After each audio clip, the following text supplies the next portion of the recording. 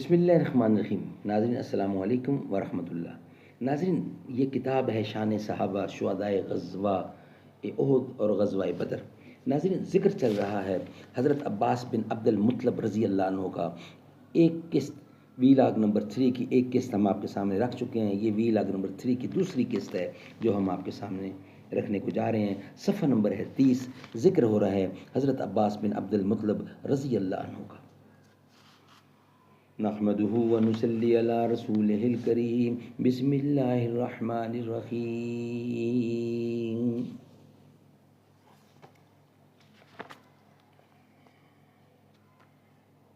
یہ کہہ رہی ہے اشاروں میں گردش گردوں کہ جلد ہم کوئی سخت انقلاب دیکھیں گے. انقلاب صبح کی کچھ کم نہیں، یہ بھی دلیل پتھروں کو دے رہے ہیں آئینے کھل کر جواب. تو شاہین ہے پرواز ہے کام تیرا، تیرے سامنے آسماں اور بھی ہیں. ناظرین، دوسری قسط ہے حضرت عباس بن عبد المطلب رضی اللہ عنہ کی. تم کو معلوم ہے کہ محمد صلی اللہ علیہ وسلم اپنے خاندان میں بہت معزز اور محترم رہے ہیں. دشمنوں کے مقابلے میں ہم نے ہمیشہ ان کی حفاظت کی ہے. اب وہ تمہارے ساتھ جانا چاہتے ہیں. اگر مرتے دم تک ان کا ساتھ دے سکو تو بہتر، ورنہ ابھی سے صاف جواب دے دو. اس تقریر کے جواب میں انصار نے اپنی جانثاری کا یقین دلایا تو حضرت عباس کو بھی اطمینان ہو گیا. اس کے کچھ دنوں بعد حضور مکے سے مدینہ ہجرت فرما گئے. عباس مکے ہی میں رہے مگر دل حضور میں لگا رہا. وہاں حضور نے خیبر فتح کیا. مکے میں ایک شخص نے خبر اڑا دی کہ خیبر میں مسلمانوں کو بری طرح شکست ہوئی. محمد صلی اللہ علیہ وسلم گرفتار ہو گئے اور ان کے بہت سے ساتھی مارے گئے.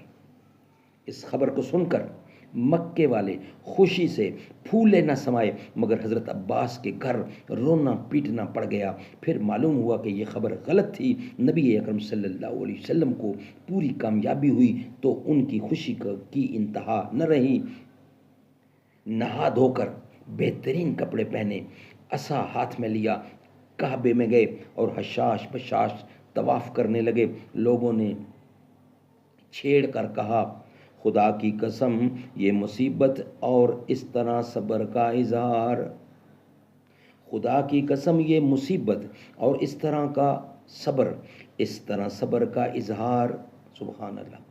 اس چھیڑ کے جواب میں آپ نے جواب دیا، قسم ہے اس ذات کی جس کی تم نے قسم کھائی، ہرگز نہیں، بالکل غلط ہے، تم کو معلوم ہونا چاہیے. ناظرین، یہ ویلاگ ہم یہاں ہی مکمل کرتے ہیں. اس کا بقیہ حصہ انشاءاللہ ویلاگ یہی چلے گا. تیسری قسط میں ہم آپ کے سامنے رکھیں گے. یہ ویلاگ ہم یہاں ہی کمپلیٹ کرتے ہیں.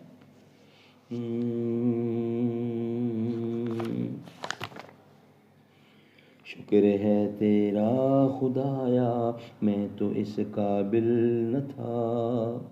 شکر ہے تیرا خدایا میں تو اس قابل نہ تھا.